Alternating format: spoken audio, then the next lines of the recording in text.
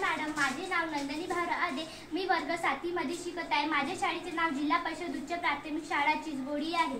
आपण श्वसन संस्था, भाग आणि कार्य याबद्दल माहिती पाहूया. आपण झोपेतही श्वासोच्छवास करतो. श्वसन ही सतत चालू असणारी प्रक्रिया आहे. आपण श्वसनाच्या वेळी भरपूर प्राणवायूयुक्त हवा आत घेतो.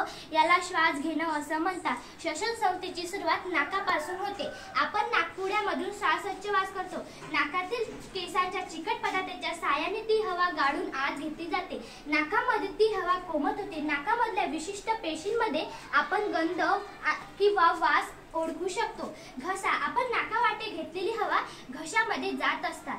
अन्ननलिका व श्वसननलिका घशापासून सुरू होतात. जेव्हा आपण अन्न गिळतो तेव्हा ते अन्न घशामध्ये जात असतात.